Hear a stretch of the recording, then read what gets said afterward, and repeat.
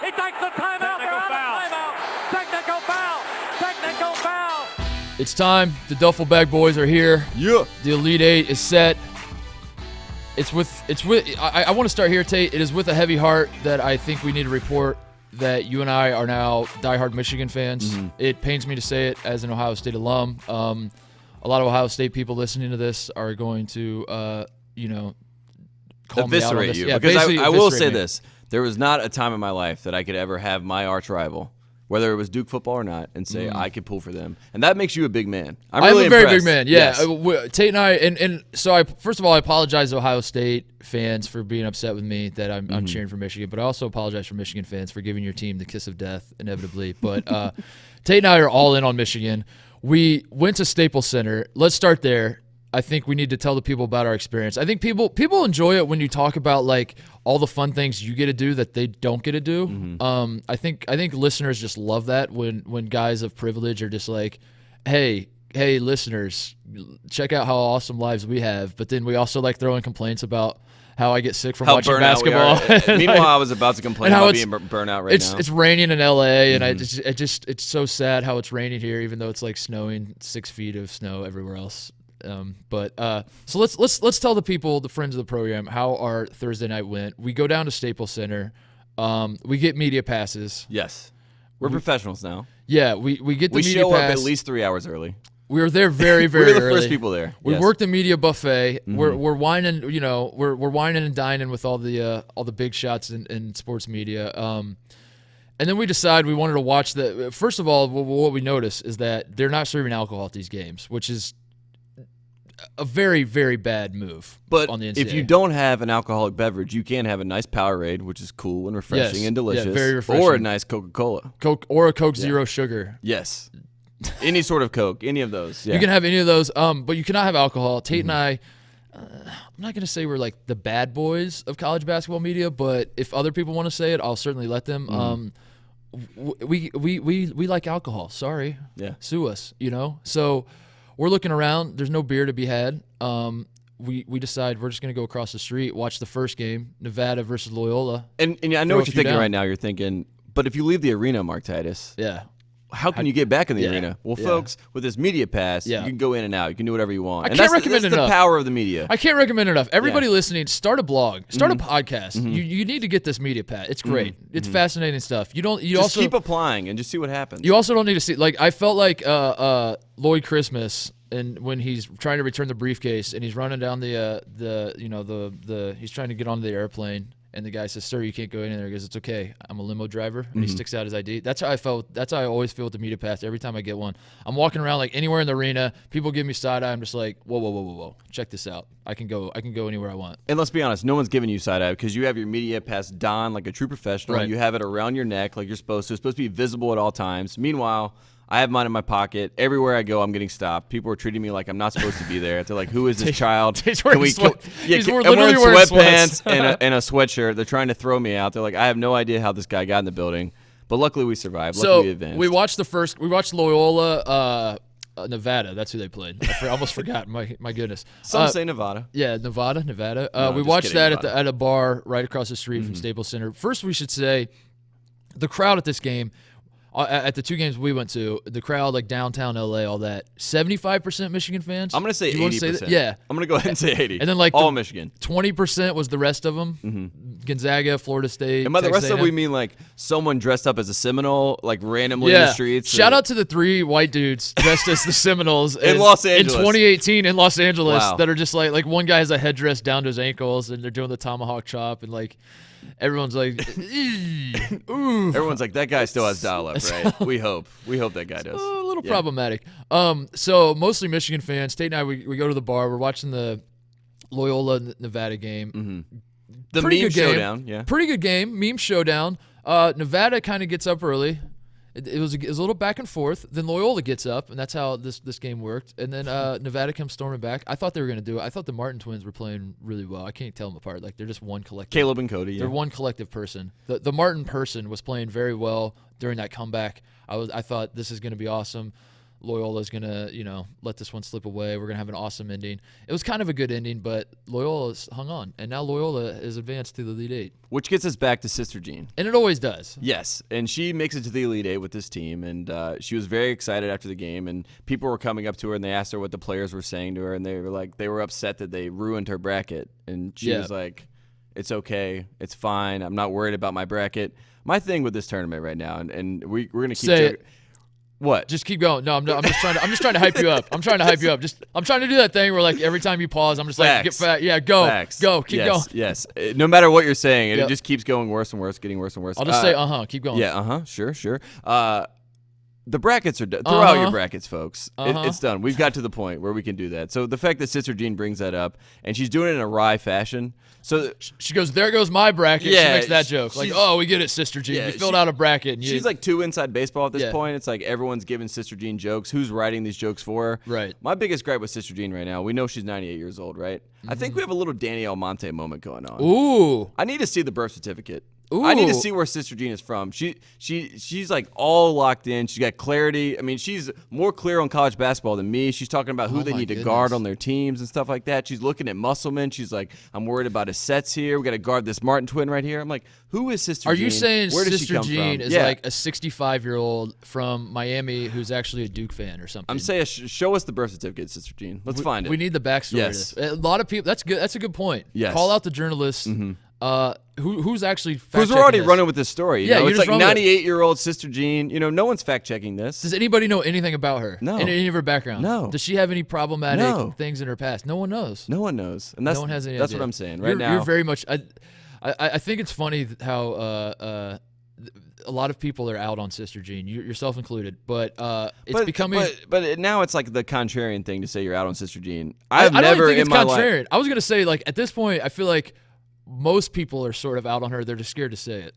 That's my Do you think feeling. so? I think so. I think don't deep think down, so. a lot of people are like, we get it. The lady's old. She wears a scarf. We get it. Like what? Because I think like, I think America thinks that she's Meg Ryan and that she's America's sweetheart, and now we're gonna have to lock in and be like, oh my God, I love her forever. No matter what she does to her face in the future, she'll always be Sister Jean to me. That's what we're doing right now, and I'm trying to stop us from doing that. I think deep down, most people were like, "This is fun. This is a fun ride. We're gonna get excited." Because they looked at the Loyola making the Sweet 16, even like beating Miami, and they're like, "Okay, cool, this is fun." And they thought like, we're going to have this fun night where Loyola plays Tennessee, and we would go all in on Sister Jean, and won't that just be fun? And then they win, and they're like, oh, cool, this is fun.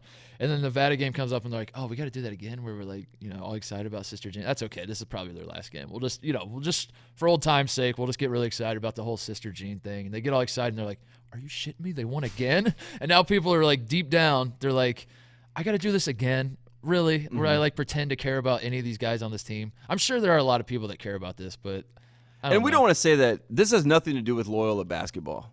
But that's the thing. This has nothing to do with the team. Like, why are we not talking about the team? Why are we getting distracted from the fact that this team has made this amazing run? They have these great players that we're all enjoying watching. They've hit these big shots. And I literally, if I had to write down the starting five right now, and I had to do first and last name and where they went to high school, first of all, I would stop at last name. There's the one guy. There's the other guy. Yeah, and then this guy, and then the guy that hits the shots. The coach who wears the tie with the shirt. With the red zone guy. That guy. Yeah. And then there's Sister Jean. Yeah, and then of course Sister Jean. Folks, you seen this Sister Jean? But that's what I think. Sister Jean has become the cop out to talk about Loyola. I know. Like that's what people do. They're like, I don't know anything about this team, but I know about Sister Jean. Are they gonna like raise a Sister Jean banner and when they raise the? I think they are. Sister Jean has T-shirts. We have been complaining on this program to our producer. Oh my God! God knows how long to get a T-shirt. And then I watched this one interview. It's Mariah Musselman interviewing Sister Jean, the meme moment of the century. CBS gets it to happen, and they're giving each other T-shirts. First of all, they're like, "I like you too. I think you're interesting. I think you're interesting." And then they're like, "Here's a T-shirt for you." And Sister Jean pulls out this nice, soft T-shirt with a beautiful design. Great graphic. That says, I love Sister Jean. And she gives it to Mariah Musselman. And she's like, thank you, Sister Jean. So you're telling me, as we know from our experience, it takes like at least 3 or 4 months. Yeah. 6 months. About 6 months to get T-shirts made. Yes. Did Sister Jean see this coming though? I don't understand how. Did Sister Jean preemptively know? Yeah. Like, did she talk to God in December and she was like, I just want to make sure we're going to the Elite Eight. And he's like, of course, sister, of course. Morgan Freeman's there, of course, and then it happens. She did it. We were really bummed. We became what a premonition. We were writing. The other reason in the interest of full disclosure, in the interest of journalistic integrity here, part of the reason we're out on Sister Jean and Loyola and all of that story is because we were pulling for Nevada because we recently became very strong Eric Musselman fans. Mm-hmm. We were riding the Muss train. I'll be honest, I was not riding the Muss train. The game against Cincinnati, as I said, I came on the podcast and I was like, the Musselman family, calm down. We were doing exactly what we're doing right now, and then we actually spoke. Right. Thanks to Michael Lombardi. Tell the story. Yeah, we do a little drop in. So this is we go out to the West Side. Mark Titus, you're in Los Angeles. You're in Hollywood. People love this. They love to hear about our awesome lives going to the beach. Go ahead. Adventures in the world. You're in Hollywood. It's for people, Hollywood isn't all glitz and glamour. Sometimes it's human feces on the street. And Mark Titus is living right here in the middle of it. Sometimes you got to dodge that. And we wanted to take you to the West Side. I wanted to take you to the West Side to see some sunshine. Kyle ditched us because he had quote unquote. What did you say, Kyle? Yeah, personal things to do. Life things. Never heard that before. And like if you want to guess what Kyle did that day, please send it in to us. We would love to know. So we go to the West Side and we're by the beach. We have a nice little lunch, and we go up. Michael Lombardi, my other podcast host. And sometimes I feel like I'm cheating on you and I'm with him. It's a little bit in the middle. We had a love triangle going with the three of us. A little love triangle. Yeah. So I text Lombardi, who's living down there. I'm like, hey Mike, how's it going? Should we come by? He's like, sure.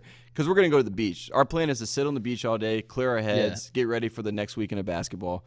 We get into Lombardi's house. This man, he's feeding us. He's giving us beers. We're just sitting around. We're chopping it up. We're talking. We're talking about what's happening in the tournament, all these upsets, how crazy it is, about the right logic, wrong picks, what we've been into.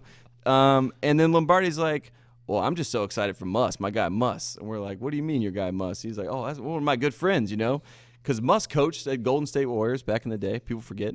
And when he lost his job with Golden State after having a pretty good year, he didn't have a job. Michael Lombardi was working with the Raiders, and he loved Musselman. They became good friends in the Bay. He said, hey, Muss, you want to have an office in the Raiders while you figure out your life right now? Muss is like, I appreciate it, Mike. Sure, I'll go do that. And they became lifelong friends. It was a beautiful story. And we're saying all this, and we're like this close. And you can't see my hand right now unless you're looking at video. We're super close to maybe shitting on the Musselman family, Right. We're at a Sister Jean moment as we're talking about the tournament. Like, I'm just sort of tired of the memes. I'm tired of the whole family picture. And then I'm tired of the Suns flexing behind him. The Suns doing the whole thing. Drinking muscle milk and doing all that. And as soon as we say this, Lombardi's like, I'll just call Musselman right now. And we're like, wait a tick. What do you mean you're going to call him right now? In 5 seconds, he's on the phone with Eric Musselman talking about everything. You got to come on the podcast. You got to come on the pod. Here's how life is. Congratulations on making the Sweet 16. How's Reno? How's the family? How's everything? And Musselman seemed like the most genuine, great guy. He puts Musselman on speakerphone. We can hear the whole conversation. Yes. I'm in on Musselman. He also should we give the scoop? Should we give the scoop? Give the scoop. He said he was on the phone. No, I won't give the scoop. Don't give the scoop. Don't give the scoop. But Musselman was having a great day. People are calling him up. They're like, how's everything going? His stock is rising. That's when we're talking to Musselman. And we're feeling good about it because we're like, now we're in the bag with the Muscle family. There's no telling what's going to happen. Yes. If they get this win against Loyola, maybe they go to the Final Four. Maybe we see him in San Antonio. Maybe we have him on the podcast. We're high-fiving. We're having a great time. And then they lose. Sister Jean. For a second there, it was like we're gonna do live look at Kevin Stallings. We're gonna put Kevin Stallings' head on Sean Miller's body and say live look at Kevin Stallings, realizing that his coach correspondent role on One Shining Podcast is in jeopardy because of Eric Musselman. Yes. So it was just like a whole roller coaster. We were so excited. We I don't know. We just became Musselman fans just like that. So that goes to show where we are. If Sister Jean, if we see her in San Antonio and Sister Jean's I love the podcast. I've been a big fan since the Teed Up days. We'll say, Sister Jean, come on now. All it takes is like someone at the Ringer is going to be like, yeah, actually, Sister Jean plays cards with my grandma every third Wednesday, and we'll be like, oh, you can get her on the phone, and then at that, just like that, we'll turn. We find out Kevin O'Connor's grandma is Sister Jean. We're very easily swayed with that. So Loyola moves on. This is the big takeaway, and again, this is what it's become. We don't even talk about the basketball. It's just about Sister Jean. That's why it's the meme showdown. It's the meme showdown. That's all it is. So that game, we're watching that unfold, and a race to 69. We're keeping our eye on the Michigan game because we're like, all right, as soon as the Michigan game tips off, we're gonna go across the street and watch Michigan, Texas A&M. the game tips off. Like, as soon as it tips off, it's over. I mean, I think Michigan, from my understanding, by winning the tip, Michigan got like a 25-point lead, and it was completely over. Our friend of the program, Duncan Robinson, 6-man for Michigan. He's licking his lips. He's ready to get out there in the Sweet 16, show the people what he can do. The game was over before he even got out there. He was completely unnecessary. He played well, but he was like completely unnecessary. It was like John Beilein's looking at him like, thanks, Duncan. We didn't really need that, though. We appreciate your help, but we had this already. Michigan wins. The walk-on CJ Baird gets in. Unbelievable moment. He gets the ball. Everyone's chanting for him. The first guy, the other big white dude that was on the bench, no one cares about him. He comes in. He gets the dunk. And then Baird completely shows up his teammate, and he's like, you think you're going to steal this moment? No. Watch this. Bombs a deep three. Kind of had a guy closing out on him, too. In Staples Center, too. Like, this is a big moment. Center. Yeah. In the NCAA tournament. The dude bombs, hits the three. He goes absolutely nuts. Hopefully they showed it on. I assume they showed the replay on the television broadcast. Oh, yeah, he was doing the three. Yeah. Like, my man was losing his mind, and rightfully so. Then he goes down and gets a rebound. It was an awesome moment. The whole crowd's going nuts. It's all Michigan fans, and like it sucked me in. I'll be honest. Like it's hard not to cheer for this Michigan team. And that's what I'm saying. We need humanizing moments, and like doing it for cheap thrills with Sister Jean. When you have a guy like CJ Baird who comes in the game, hits the shot, it's warm to your heart because you see yourself in this young man. You're like, I understand what it's like to go from being a manager to playing in an actual game. So it was very sweet. And when my experience was this, Tate. I played in one NCAA tournament game. It was the first round game. We were a 1 seed. I was playing for Ohio State team that went to the Final Four. Just in case, I don't know if I brought that up before. That I was on a Final Four team at Ohio State. So we're playing the 16 seed, and I go in for 1 minute. I about shit my pants. My heart was like bursting out of my chest as I'm at the scores table because in that moment, I remember, like, I think my biggest problem with my playing career was like I was smart enough to know that this is like just how big the moment was. Even though it was like a 16 seed, it was a blowout game. No one really cared that much. I was smart enough to know when I am 50, 60, 70 years old, I will be talking about this moment, how I played in this NCAA tournament. I'll be telling the same story for the rest of my life. Especially if you your pants. Literally. If I shit my pants. Then we all would. And especially if I get a podcast, I will definitely tell it as much as possible on the podcast. So I had this playing over my head as I'm checking into the game. I'm like, this is whatever happens out here is going to stick with me for the rest of my life. So I was terrified. I didn't want to do anything. I grabbed the rebound. I was excited about that. I know my brand is like trillions, and I don't want to do anything while I'm out there, but this was different. It's NCAA tournament. When you're in the NCAA tournament, you got to do stuff. And I say that to say I know exactly what was going through this man's mind and how like nervous he is. It's like an out-of-body experience while you're out there. You're just like running around. It's a whole whirlwind. I don't even know how else to explain it. The other part that no one really thinks about is like when you've been sitting on the bench for 2 straight hours, you're ice cold. You're already at a disadvantage because you're unathletic and can't move, and that's probably why you don't really play much anyway. But now you're sitting on the bench for 2 straight hours, Tate, and they throw you out there, and it's just a whirlwind. And for him, it's the Sweet 16. This is not for me, it was a 1 versus 16 game. For this man, it's the Sweet 16 in Los Angeles. With the Stars in the Staples Center. I was playing in Rupp Arena. The only stars there were the Staples Center of the South. I guess Staples Center of Lexington, Kentucky. That's the plug. So I can only imagine. We talked to him in the locker room after, and he was like, he kind of, he said what I already thought he was going to say, which is like it was just like an out of body thing. Like I just had the adrenaline going. I jacked the 3. I knew it was online. You just kind of pray it goes in. He had bigger balls than I did because if I would have I would have let the shot clock run out. I was like, I am not going to airball this. That's the last thing. I'm going to be the guy who airballed a 3 in the NCAA tournament game I played in. So he hits the 3. And man, I was so jealous. I was like, damn, I wish I could have hit a 3. But yeah, he was awesome. It was an awesome moment. But let's talk about you. So you interview him. We're in the locker room after the game. We go in, because we have these media passes, and you do a nice little beautiful sit down moment with him. He's getting filmed, and he's doing this great interview back and forth. And you ask him the great question. You're like, what celebrity? You're in Los Angeles. Right. The classic question. You're in Los Angeles. What celebrity do you want to come see you play on Saturday? Right. And there's a million different answers, Maybe you go young starlet that you have some interest in, or maybe you go like famous actor like Denzel Washington that you really love. There's a spectrum. And we're talking celebrities, folks. A whole lot of people you can mention, yeah. So many people. And my guy who just blew the brakes off Texas A&M, by the way, goes, I'd love if Johnny Manziel came to the game. And we come to find out Johnny Manziel is at the game in the building, witnessed it, and it was a missed opportunity. He was on the spot. He was put on the spot. But shout out CJ Baird. Can't say like that was the moment of the tournament for me. Honestly, I'm not even trying to No, it was the most genuine reaction I've seen from you in a long time. It was, dude, because honestly, Michigan, Ohio State, I've said on here before that I don't get wrapped up. Basketball is different. Yeah, basketball is so much different than football. I hate the Michigan football team can suck it. Screw those guys. But the Michigan Duke football team can suck it too. The Michigan basketball guys, pretty much every Michigan basketball team has been fun to watch. They're fun, there's so many reasons to like Michigan's basketball team. So I was like, and by the way, when I was playing there, we kicked their ass every year. So it wasn't much of a rivalry. But even if there was a rivalry, if you're dealing with walk-ons and especially managers turned walk-ons, that's always priority. That's always if you told me Grayson Allen was a manager turned walk-on, I'd be like, oh, I kind of like this guy. I'm gonna cheer for him. I like this. It's above the rivalry. Yeah, it's above everything. Yes, for me. I got it. I understand not everything. There's probably My favorite thing about the Michigan Texas A&M game was the pregame. So we get there 2 hours before. We're watching all these teams warm up. I just watched North Carolina get blown out, just completely blown out by Texas A&M. They hit all these threes. North Carolina didn't make any shots. 6 for 31. We all remember this. So I'm watching Texas A&M warm up, and they look like world beaters. Robert Williams is doing 360 dunks. He's doing the same windmill 1,000 He's times. Pointing at me in the crowd you're next. I'm scared to death by this guy. And Tyler Davis is making every single shot he holds up taking. the severed head of Joel Berry, and he stares you in the eyes and says, look at it, Tate. I'm like, how do you stop Texas A&M? And then I look down at Michigan, and I'm watching this team warm up, and I'm trying to find a guy. We see Duncan shoot, and I'm like, shout out to Duncan, the friend of the program, good for him. Yeah. And then I find the man who hit the shot to get him to the game, Jordan Poole, and I'm like, I want to zoom in on this freshman and see what he's really about, see if he's got some where his game. headspace is. Yeah, see where he's at. Is he hyped up about hitting the shot? Has he kind of gotten astray from what he was doing well? This is all pregame, folks. Jordan Poole, I shit you not. He took at least 7 or 8 shots, bricked them all. He dribbled the ball off his foot at least 4 or 5 times. And I'm looking around, and I'm like, is anyone else on his team going to say, hey, Jordan, you want to lock it up?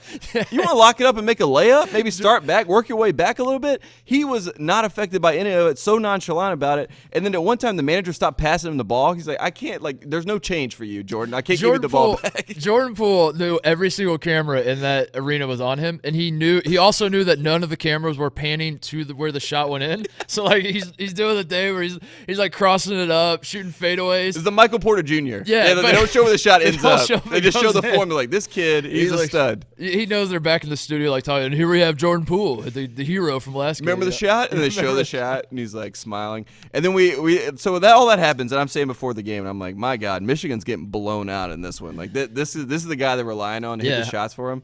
And then in the game, Jordan Poole can't miss. Duncan can't miss. Yeah. Wagner's talking to Williams and Tyler Davis and Wagner are about to get in a fight the entire game, and Michigan just blew him out. And the whole time, this was the lesson I learned: don't judge anything off pregame. These guys don't care. Right. And we talked to Duncan Robinson after the game. And I'm like, what's going on with Jordan Poole? I saw him miss every shot. He's like, the guy's wired differently. He just really doesn't care until the lights are on. I was like, that's unbelievable. Yeah. So we go Michigan. Okay, before we get off track and we start talking about what happened after the game, we went to the locker room. Texas A&M blows out Carolina. You mentioned it. And then Michigan blows out Texas A&M. A lot of people tweeting at you saying Michigan would have beat Carolina by 80. Something like that. Yeah. And then how were your thoughts? How were you feeling? Because there's this thing that you can do on your phone. You can take a screenshot. So you take a screenshot of when Michigan played Carolina earlier in the season, and then you send it back to them. Speaking of which, said, good game. Michigan fans, what's going on here? Why are we getting tweets from Michigan fans saying keep doubting the Wolverines, see what happens? Tate and I are looking at as Michigan's just beating the shit out of A&M. I'm refreshing my Twitter, and it's just a bunch of Michigan fans keep hating on us. It's our fuel.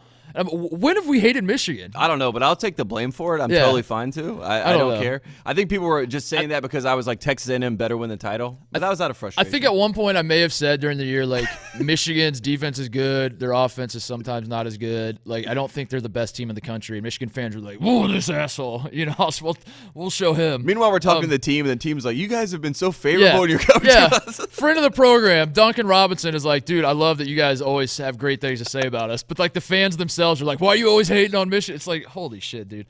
So we go back in the locker room. I think the big takeaway, and we'll get off of this because again, people are rolling their eyes we get it. You guys get to live fun lives and do fun shit. But the big takeaway, and using our press passes to go back in the locker room, is that we're walking through the hallway, and for those who don't know how this media stuff works, the team gets their little moment where John Beeline's like, great game, guys, team on 3, 1, 2, 3, team.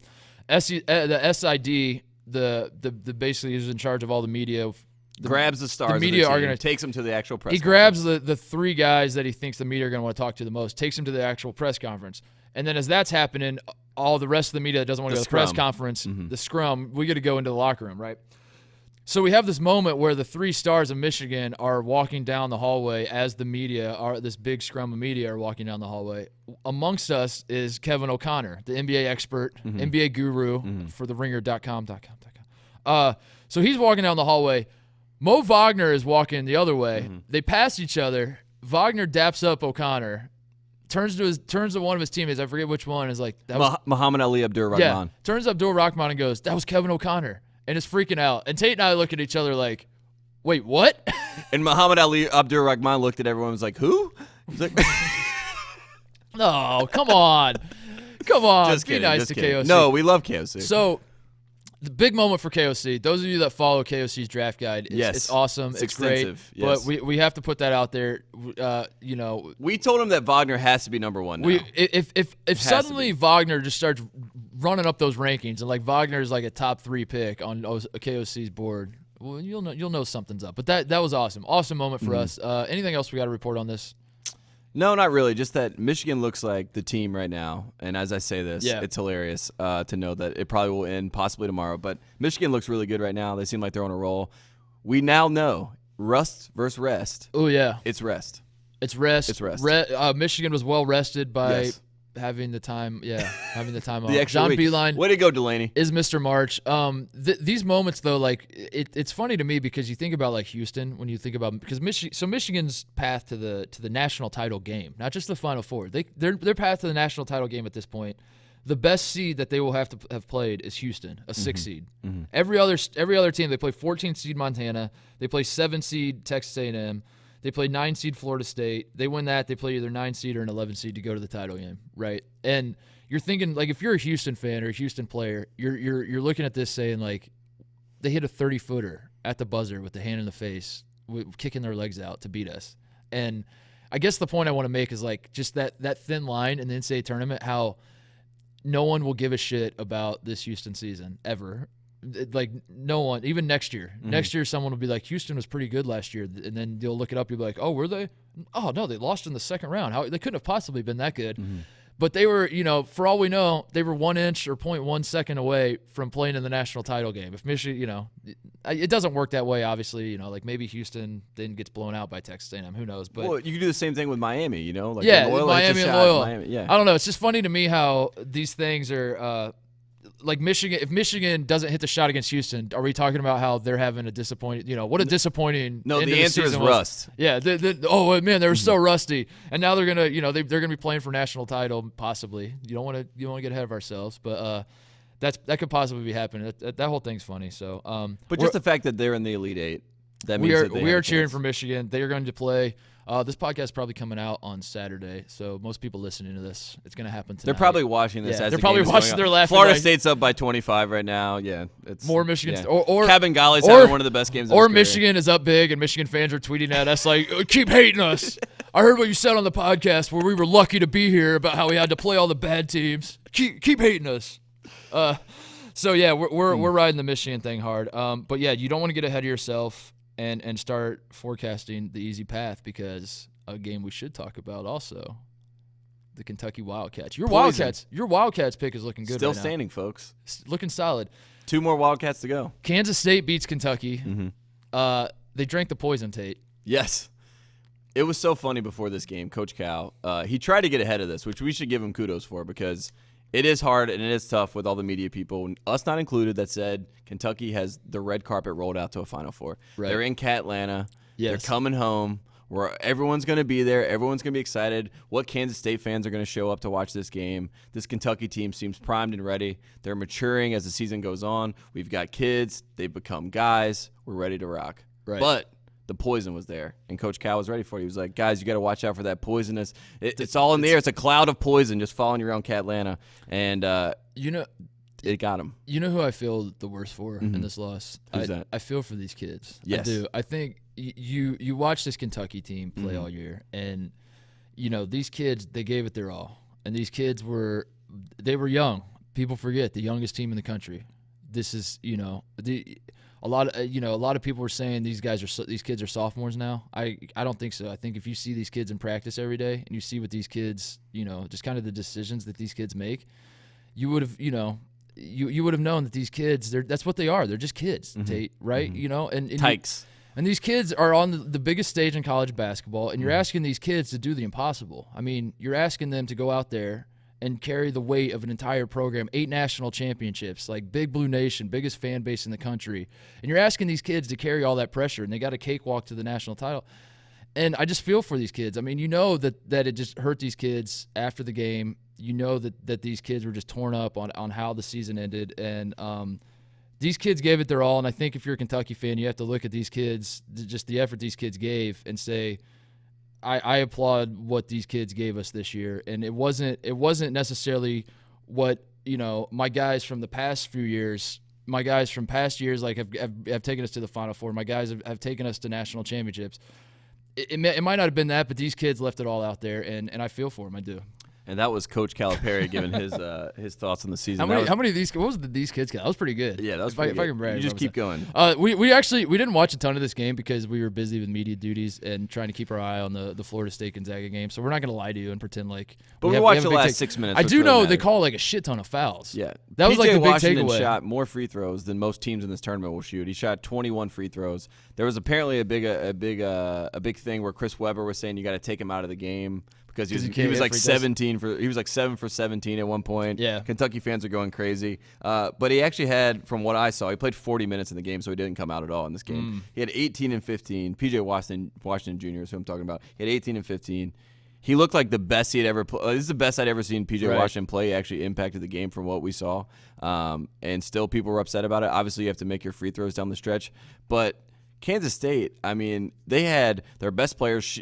Snead fouled out. Snead right? fouled out. They had 3 guys out that fouled out of the game. Like, and Dean Wade wasn't even playing. Yeah. We thought he was going to play the Dean Wade mystery. We should quickly say Bruce Weber, he's a savant. He's possibly got a chance to go back to the Final Four, and he's actually played his cards really well because he has saved his best player until he plays a real team. Right. He's been going into every game. Whoa, you're saying Kentucky's not a real team? I think he wasn't worried about it. Prepare for the wrath of Big Blue Nation. He just thought it was a catwalk, and that they were going to go straight to the It was Catlanta. It was just the wrong Cats. Yeah, it was the wrong Cats. People were getting behind the wrong Cats. I love how upset people get about that. I know. I will say this. Dean Wade's sitting on the bench with 3 guys out, all fouled out, and, Kentucky had a chance in this game to finally win it. Shai Gilgeous-Alexander gets the last shot off. You just felt like they were going to do something. It did. And it just didn't work out. It felt like a Kentucky. It felt like they Kansas scooped by State gave them their best punch, and it just was like when Snead fouled out. We watched the last couple minutes, and when Snead fouled out, I was like, "That's it. That's game over." You usually do the thing where it's like not enough time, but this is like it was too much time. Like their players kept fouling out. We're like, "Well, this game's probably going to go to overtime, and then it's a wrap." And then Kentucky's going to win by like 16 in overtime. Is sort of what I felt like was inevitable, and it just didn't happen. So the big takeaway with anytime Kentucky loses in the tournament, it's time to talk about what happens with their players moving forward in the NBA draft. This feels like a team, like everyone was making the comparison to the 2014 Kentucky team. That was the idea behind it. That was the optimism. As Kentucky had their struggles this year, if you're a Kentucky fan, you're saying our 2014 team had struggles. We made it to the title game before we lost to UConn. So the same thing could happen with this team. If you remember, Tate, that 2014 team brought a lot of guys back. They then get a loaded recruiting class, put it together. What do you get? 38-0 start to the season. I forget how the season ended, but they started 38-0. I do know that much. So my question to you is, because I look at this Kentucky team as that they had this year, and I'm thinking, just like a lot of these guys are good. I get that they're talented, but the big problem I thought they had like for most of the season was they weren't skilled enough. They need like just literally fundamental work. They just need to dribble better, shoot better. You mean coaching? Pass better. They need coaching. Okay. In other words, they need another year of college basketball. But as we know, they're probably not going to get another year. What is you pay attention to this stuff more than I do. What is like the forecast with like the Kentucky guys going pro? Who do we feel like is going to go? Who's coming back? I think we have 2 locks. We have Gilgeous-Alexander, who's pretty much convinced everyone he's got to that be a lock. Yeah, the next Rondo with the jump shot. That's what everyone says. That's the number 1 go-to. And then you got Kevin Knox, who is 6'9". Everyone says he's Rudy Gay 2.0. Right. So those 2 guys are going to go, I'm sure. But just because they're on mock drafts, and that's what this whole world is about. So 2 guys are gone there, which is fine. And you replace Gilgeous-Alexander with Quickly, 5-star point guard coming in. Quade Green, we're guessing he's going to come back. He still hasn't had He's got to come back. He hasn't had that 25, 30-point game that we've been waiting But on. it's 100% obvious he has to come back. But Mm-hmm. I never know with the Kentucky guys. I really don't. I think there's a world in which Quade Green comes back and is like the number 2 guy next to Quickly, while Quickly tries to learn how to run the point guard. He's just kind of like, okay, you can do this now to keep like a Ryan Harrow type. You do this. They have until a point guard coming in named Quickly. Quickly. He's quick. Emmanuel. I assume Quickly. he's quick. I actually don't think he's that quick. Oh my God. Slowly. Emmanuel my slowly. And then who else is on their team that's going to go? PJ Washington, who had a great game. I think he expected to be a one and done. Gabriel. He has 18 and 15. He's going to go. Gabriel will probably go. Winging Gabriel just because he can shoot threes and he's 7 feet tall. He was trying to go after the SEC tournament. Did he shoot? He made 7 threes in one game. Yeah. Okay, that means you're going to go to the NBA. Who else is on their team that's a freshman now? Oh, Nick Richards. There's no way he doesn't. I think he may declare or test. Just test the waters. Just test the waters. Just dip a toe in. See how I it think feels. what's going to happen is Cal's going to do the same thing where everyone declares for the NBA draft on their team. Yeah, and they have with the Brad big pro included. Day. Yeah, you have the big pro day. You come, you watch all our guys, and do that thing. And, yeah. It's like we get to control. But this is my plea. I know no one cares. No one's gonna listen to me. But my plea is Kentucky, bring most of your guys cats back. You're gonna have an awesome team. It's gonna be fun to watch next year. That's my hope. There's no way that happens. There's no way that happens. The final game of Thursday. This was also at Staples Center. We came back and watched this one, but like we said, this was another blowout. These were It two was over blowouts. from the start. Yeah. This game, Gonzaga hung around because Gonzaga has a good basketball team. But this is one of those. I was there, so therefore I'm an authority on this. And those of you listening don't get it. You just don't get it because you weren't there. You could sense very early that Gonzaga was just overwhelmed by Florida State's size and athleticism. You could, I know that's very convenient for me to say that because Gonzaga lost, and had they come back, maybe I'd be like, oh yeah, you could sense that Gonzaga was always going to break through. But there was just a feeling of Florida State gets out to a big lead. Mark Few does the move.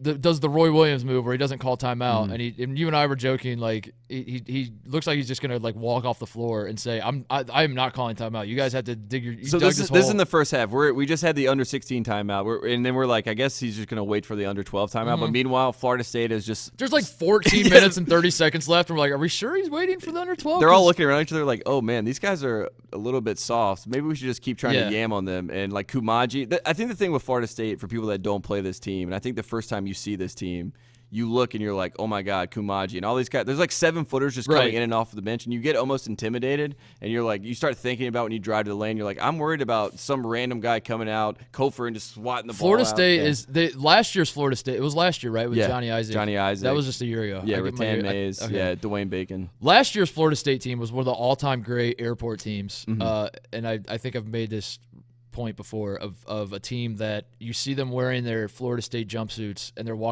all walking through an airport together. Every jaw is just dropped at holy shit, look how big and strong. Is that the Orlando Magic? Yeah. Oh my God. Yeah. Look at these guys.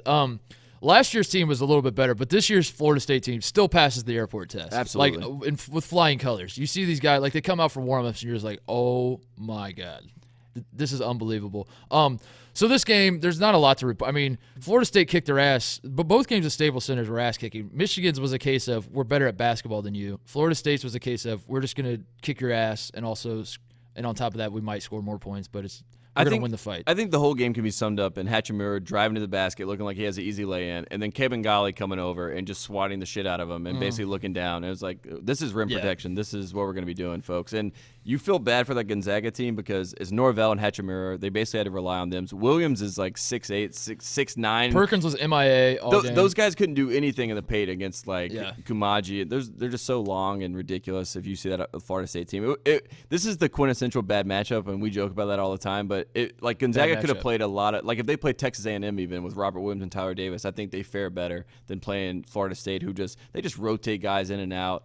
Leonard Hamilton had a great game. I love that Leonard's having this nice little run. People are finally giving him respect. His first Elite Eight. Did you know this? Ooh, wow. And also, for people that don't know about Leonard Hamilton's history, I'm going to give a little bit of a history Lenny Duffels. He's been doing it for a long time. He was at Miami for 10 years, and then he gets hired by Michael Jordan and the Washington Wizards, which is... Second best player of all time. Go ahead.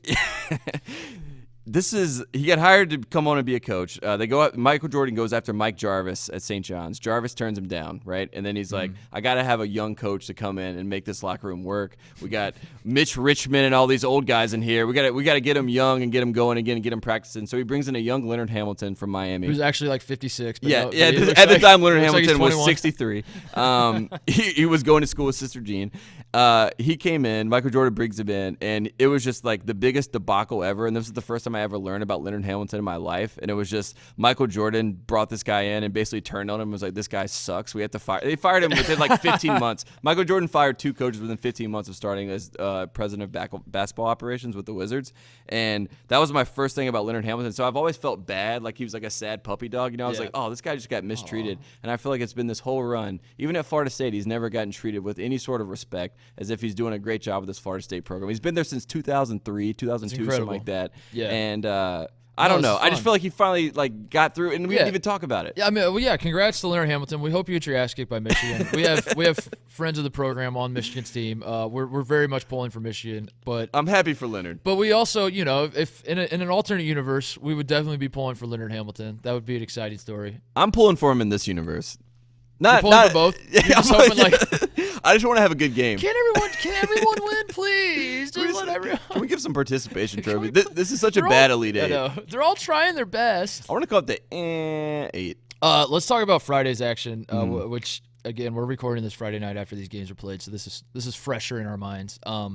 First game of the day, Kansas kind of blowing out Clemson. Clemson claws back. I guess my comment would be props to Clemson for not giving up. Texas A&M got down early. Texas A&M said, we're out. Robert Williams, a lot of people, I don't know if this was made clear, but they announced it at Staples Center. Robert Williams declared for the draft at the under 16 timeout in the first half for Texas A&M. He had that one dunk. They were down like 11-6 or something. He has this amazing dunk to start the game, and then he was like, all right, guys, I'm good. I did it in Staples Center. That's my third one. So, Clemson could have done that.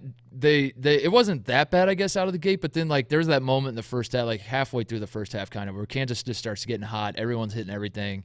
Clemson was throwing the ball all over the court, just unbullievably bad passes. There was a lot of adrenaline from Clemson. Yeah. You could tell. Clemson was a little, they're a little shaky. The game should have been about a 5 to 7 point game at the half, but Clemson had so many breaks and just they threw the ball out of bounds 3 or 4 times. So this could have gone south, and they could have just folded. They did not. They clawed back. For a second there, I thought we might have a ball game. We may have even had a ball game. Mm-hmm. I don't know what defines having a ball game, but in my mind, I was like, folks, here they come. We might actually have a ball game. Turns out, I don't think we did have a ball game. Kansas kind of won semi-comfortably. And the good news if you're a Kansas fan is you look at Devonte Graham, who's had a subpar tournament. You've been waiting for him to finally start hitting some shots, which is the most important thing, hit some shots. And he gets in this game, and then second half, as things are starting to kind of get tightened up, Graham looks good, figures it out. Right. Vic had a good game. I don't know. If I'm a Kansas fan, I'm obviously worried about Bagley and Carter in the next round with Duke. What is the next round, by the way? What do you mean? What do we call this next round of games? I'm calling it it says here the Elite Eight. I'm not calling it that. I don't know. I refuse. I don't know. So Kansas is in the Elite Eight. Interesting. They did it. What happens next? A lot of times not good. Bill Self is 2-7 in the Elite Eight, and I'm a little tip for the friends of the program here. Here's a little free joke that you can get lined up. Put in your drafts folder. Get it ready for Sunday. Maybe the real Elite Eight was Bill Self losing 8 times in the Elite Eight. Something like that. We'll workshop it. Do something like 8 crazy something nights. Like that. Yeah, be Elite 8, more like Elite 8 losses, and do that in all caps and then something like that. And then put Bill Self's head on Sean Miller's body and say live look. Live look at the Elite 8 losses that Bill Self has in the Elite 8. Live look every time Bill Self makes the Elite 8. There we go. There it is. There's the winner. There you go, folks. Put it in. Free joke from One Shiny Podcast. Kansas advances, beats Clemson. They do look good. But again, this isn't this is the norm. If Kansas loses to Duke, and it's 50 years from now, I'm on my deathbed because I am at that point 80. Oh my God, I hope I'm on my deathbed well before 80. Yes, me too. If I live to be 80, that's a terrible life. Coach K, 7 years away from that. I do not want to live to be 80 years old. God willing, I will be dead by the time I'm 60. But but I'm on my deathbed. Think about you're 48 years away from Sister Jean's prime. So I'm on my deathbed. I'm about to turn 40. I'm on my deathbed, hopefully. And someone's like, hey, Titus, do you remember that Kansas season when they won 30-plus games and won the Big 12 and then lost in the Elite Eight? And I will say, which one? There's like 30 of those. And that's what we're primed for. So I say that to say, Tate, it's great that they've made it this far. In the grand scheme, this means jack shit that Kansas has made it to the Elite Eight. It all comes down to beating Duke now. Will they beat Duke? This is also one of those things. We did like the rest versus rust. We're going to get into a world with all the upsets that we had in the South, with everyone winning the conference tournament and the guys that won, their leagues, with Xavier winning the Big East and Virginia winning the ACC. People are going to be like, does it even matter? Like, is that stuff even work out? And like, you look at Kansas, 14 straight. We have all these Elite Eight losses. Do you think Kansas would trade some of those to get to a couple more Final Fours? I would think so. I would say yes. But I think we're getting in the world where people are like, they're trying to NBA us. They're trying to make us not care about the regular season, and I refuse to let it happen. I also refuse to let it happen. Kansas, I don't think they're going to beat Duke. I think Duke looks better. Duke, you could make an argument that Duke struggled against Syracuse. I would think that argument is dumb. Syracuse's whole thing is to make you struggle. Syracuse is like just trying to, as my dad used to always love to say, that saying of like, don't wrestle with the pig because you'll both get dirty and the pig will like it. Yeah. My dad didn't make that up. Don't someone else said that, but he would say that to me all the time. They had a hog farmer. It makes more sense if you're from Indiana. Trust me. Everyone in Indiana is like, yeah, I totally get that one. Yeah, it totally makes sense. No, so that's what Syracuse does. Syracuse, they drag you down in the mud, and then they make things ugly for everybody. So I felt like Duke was always going to win. They did win. Marvin Bagley is incredible. I want to argue. I guess we're like kind of moving around. We're trying to cover all the games. I was trying to do one by one, but like now I'm going to rope in the Villanova game, and because I want to say Jalen Brunson played really well tonight, but Marvin Bagley has to be the National Player of the Year. I agree with this. Marvin Bagley is 100% the National Player of the Year. There's nothing quite like Grayson Allen just throwing the ball up in the air. Like God knows who. No one knows. He has no idea. He literally, like, if it goes in, he's going to take credit for it. If not, he's going to be happy with the assist. He just throws it up in the air, and then thank God Marvin Bagley and Wendell Carter are down there just to jump up and grab it and throw it in. A few of those lobs that he threw to Bagley, I saw him turn to the ref trying to call for offensive goaltending. He's like, he goaltended. Don't count that. He's like, that was a shot, right? That's mine. Yes, that's mine. It crossed the goal. It went across. Did you see it? It went across.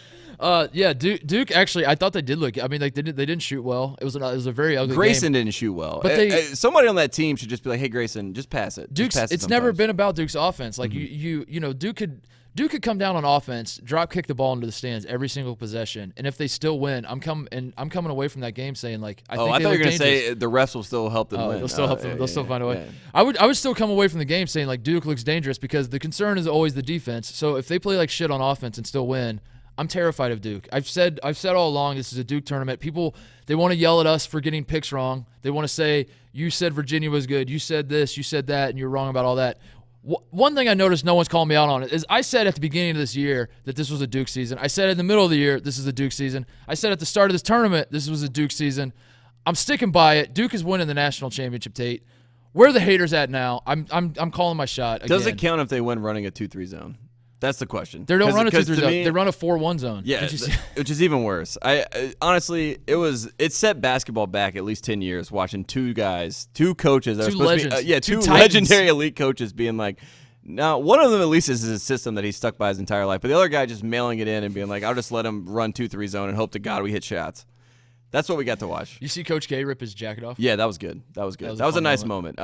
Coach K, he's all about the theatrics. The funny thing about that is he thought the camera was actually on a single shot when he started to rip his jacket off. He thought it was ready, but it wasn't quite ready yet. Yeah. So whoever's in the truck, the director, when K was going to rip the jacket off, just get there. He wants you there. He's going to offer a human sacrifice of one of his managers tonight because they did not tell him that the camera was not, he wears a little earpiece, and the managers are like, okay, coach, they got to zoomed in on you. Do something. It's actually Mickey in the crowd, his wife. He's like, they got you.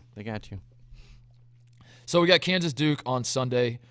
Probably going to be the game of the tournament in terms of like the anticipation. Both these teams are obvious national The right title side of the contenders. bracket has been good. It has been right logic, right picks. Yeah. Things have made sense. I can understand how this has played out. I expected Duke to play Kansas, I guess.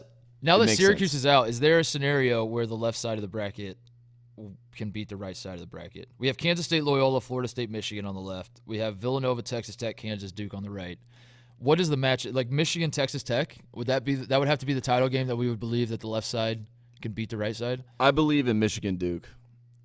Michigan over Duke? Mm-hmm. Oh, that would be juicy. That's what I believe in. That would be Duke's going to the title game. Are you prepared for Jalen if that happens? Like Brunson, National Player of the Year. Of course, Jalen Rose. Just the insufferable everything that will emanate from Jalen Rose if he gets his redemption on Duke. What it would be 25 years later, 26 years later. Mm-hmm. It'd be great. He deserves it. They deserve it. I like Jalen. Yeah, go blue. One Jalen I also like. Calm down, Villanova fans. Is Jalen Brunson. He's just not the national. He played really well tonight. Mm-hmm. A lot of Big Villanova shots. fans chirping at me saying, "Was this your moment?" Yes, this was a great moment. Jalen Brunson named after Jalen Rose, by the way. Fun fact. People forget Jalen Rose's mom invented the name Jalen. That's right. So Jalen Brunson, it was incredible. He was very, very good. The matchup with Jevon Carter, I was sad to see Jevon Carter go out like this. He didn't play poorly. It was just you're hoping for more of a clashing of two great players, and it seems like Jalen Brunson got the better of that. The thing about West Virginia is like they're never really matched up together like the whole time. You got the press. There's like a ton of shit going on. It's not like they were going one-on-one the entire game. But that was kind of what the billing was Brunson versus Carter. Brunson got the better of the whatever. He played better. He played better. Yeah. So we'll say that. But Brunson was incredible. Great game from Brunson. Great game from Villanova. West Virginia looked very, very good. I thought they kind of had it for a moment. They had a nice sized lead. Uncharacteristically let a lead slip away. Haven't seen it before. I was shocked. Could not believe that. Villanova just started hitting shots, Tate. Mm-hmm. It was incredible. They had the dunks. Who was it? Spellman? Was it Spellman that had the nasty tip dunk? You had Bridges hit the three in the corner. They just start raining threes. Villanova got hot. When Villanova's hitting their threes, no one's beating them. They're incredible. So yes, I think Jalen Brunson is a very good player. When I say Jalen Brunson should not win National Player of the Year, I don't mean he is not good at basketball. I mean that he is not the number one best player in the country. I mean he's like number two. Mm-hmm. That's all I mean. He's in the conversation, but you're saying we're trying to give him a de facto National Player of the Year just because he's That's on all Villanova. I'm saying. Yeah. He's second. You're trying to fix the system. That doesn't mean he's bad. It's not about Brunson. It's about the system. Right. So Villanova marches on. What are your thoughts on that? Do you have anything else to add?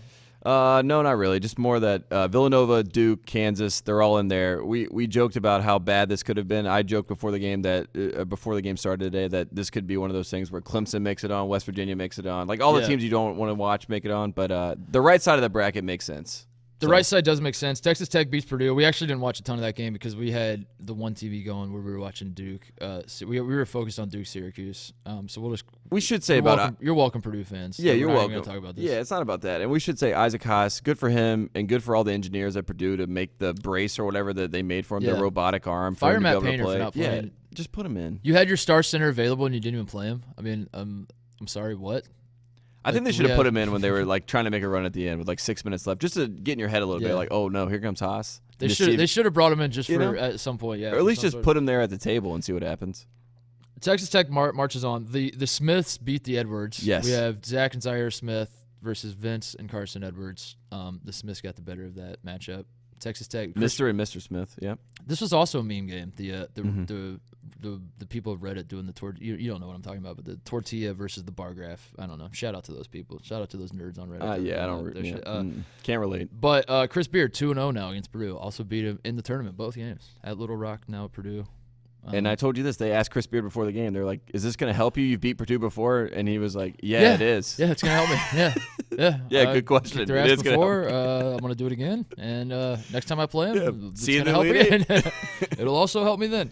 Purdue has now. I don't remember how many Sweet 16s they've been to. I think this is Painter's at least his third, maybe his fourth. But I should have looked this up before we started recording. But the point I wanted to make is that Purdue has still not been to the Elite Eight since 2000. Indiana has still not been to the Elite Eight since 2002. Indiana, the Elite Eight said I thought maybe there's a chance they were going to sneak in without even being in the tournament. Didn't happen. But don't forget about Butler. You have Butler for well, the that's state. what I was going to say. Yeah. Butler has been to 2 Elite Eights since Purdue or Indiana has last been. Notre Dame has also been to 2. So that's sort of the Indiana basketball report is that Butler and Notre Dame it's flipped on its head. Have both been to multiple Elite Eights since IU or Purdue have been there. So we're back there. So speaking of, Bob Knight should have been in that game. Texas Tech. That would have been awesome. Gene Katie was at the game, I think. Yeah, he was. I think I saw him on the. He was. I saw him during the Villanova game. Actually, they showed like Villanova's bench, and I saw Gene Katie sitting back there. I think it was him. I don't know. I think he had a hat on. I couldn't see. Didn't they do the? I think they showed him. Yeah. Did they show him? Cool.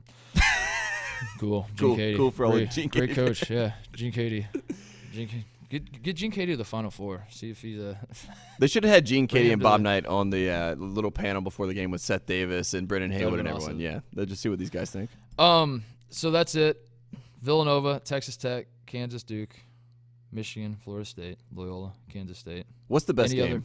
It's Duke, Kansas. It's definitely Duke, Kansas.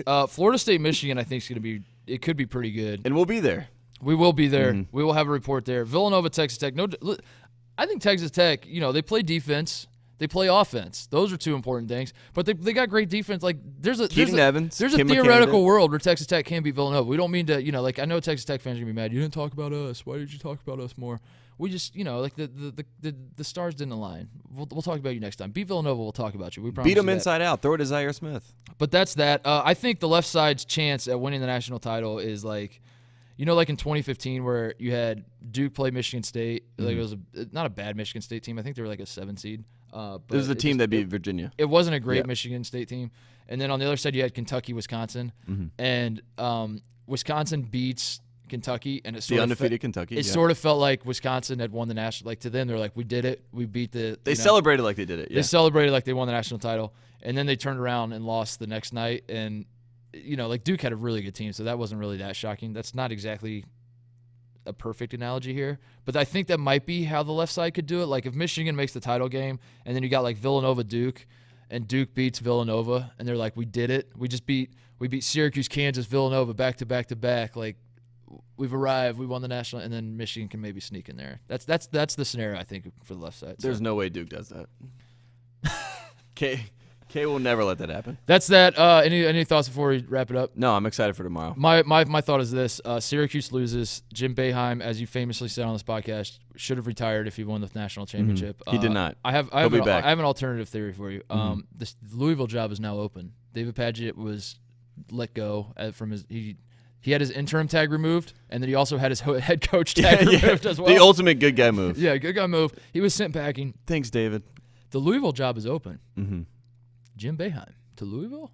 Put it out there. Something you got to think about. His wife is from Kentucky. Louisville's a great program. Yes. They're going to be looking for... It's a blue blood. They're going to be looking for just top-line coaches. They're not going to want to hire anybody. Jim Boeheim, maybe he wants out of Syracuse. Yeah. Everyone's like, his son's coming in. Maybe that's why he wants out. You ever thought about that? It's like, I've seen this kid my whole life. I don't want to see 4 more years of this. I don't know. Just putting it out there. Something to think about.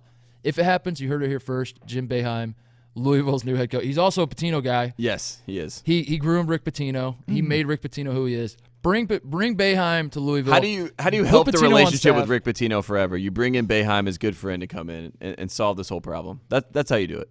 That's the easy way to do it. I'm calling my shot.